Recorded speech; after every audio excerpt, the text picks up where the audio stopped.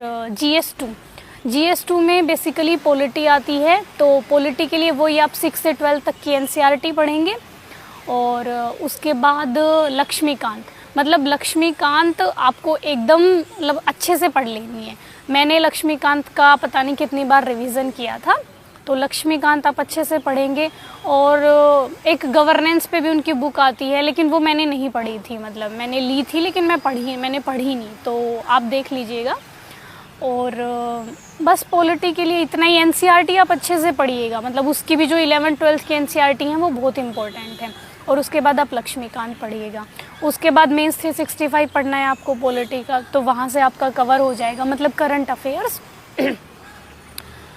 उसके बाद हम आते हैं इंटरनेशनल रिलेशंस पे। देखिए, इंटरनेशनल रिलेशंस के लिए कोई स्पेशल बुक नहीं पढ़ी मैंने, बस मैंने न्यूज़पेपर से पढ़ा था जो डेली IR का जो भी पेज आता है वो। और उसके बाद जो मेंस 365 आता है इंटरनेशनल रिलेशंस का, वो आप ज़रूर पढ़िएगा। और उसके बाद एक दृष्टि IAS की साइट है, वहाँ से आप देख लीजिएगा, मतलब वो डेली जो एनालिसिस करवाते हैं मतलब करंट अफेयर्स का, वो आप देख लीजिएगा। उसके बाद GS3 में बेसिकली इकोनॉमिक्स आता है, इन्वायरमेंट है, साइंस एंड टेक है। तो देखिए, मैंने लगभग 1 साल ही प्रिपरेशन की थी। 1 से 1.5 साल में आपके पास इतना कम टाइम होता है कि सारी चीज़ें कवर करना बहुत मुश्किल हो जाता है। तो मैं बहुत सेलेक्टेड पढ़ा है, मतलब मैंने जैसे GS3 में मैंने इकोनॉमिक्स अच्छे से पढ़ा। इकोनॉमिक्स के लिए रमेश सिंह मैंने ली थी, लेकिन इतने अच्छे से मैं नहीं पढ़ पाई उसको, क्योंकि वो बहुत लेंदी बुक है। तो आप संजीव वर्मा प्रीफर कर सकते हैं, मतलब संजीव वर्मा अच्छी है, वो थोड़ी छोटी भी है और मतलब ईजी लैंग्वेज में समझाया गया है।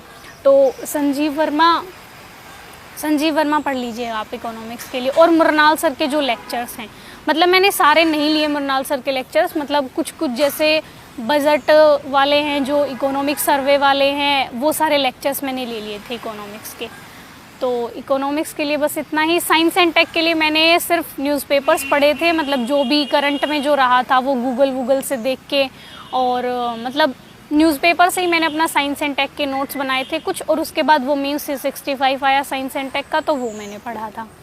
और इन्वायरमेंट के लिए देखिए, मैंने शंकर IAS पढ़ी थी, वो शायद इंग्लिश मीडियम में ही है, लेकिन मैंने उसको पढ़ा था, मतलब वो इजी लैंग्वेज है, आप समझ जाएंगे।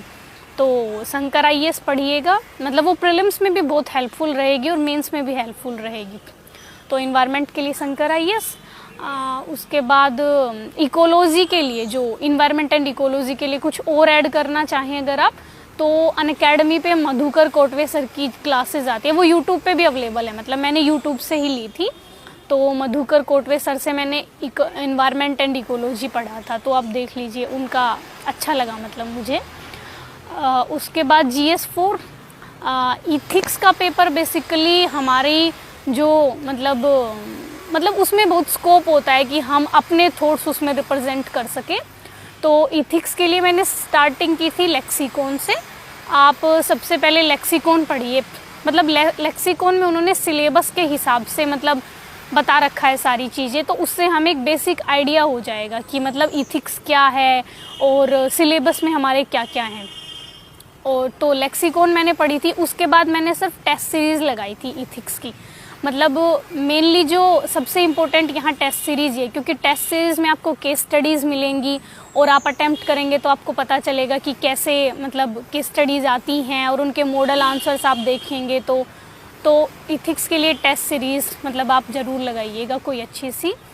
और इथिक्स के लिए थोड़ा सा जो मैं बताना चाहूँगी, वो सबसे इम्पोर्टेंट है कि उसका सिलेबस, GS4 का जो सिलेबस है उसमें कुछ कीवर्ड्स दिए हुए हैं, जैसे एक सिविल सेवक के क्या क्या गुण होते हैं, जैसे ऑनेस्टी है और परसिवरेंस है, ये सब। तो आप वो कीवर्ड्स हैं जो वो अपने मतलब आंसर में यूज़ करें। और इथिक्स का पेपर थोड़ा सा लेंदी होता है, तो वहाँ आप अपनी स्पीड का ख्याल रखें और मतलब पेपर पूरा अटेम्प्ट करने का प्रयास करें।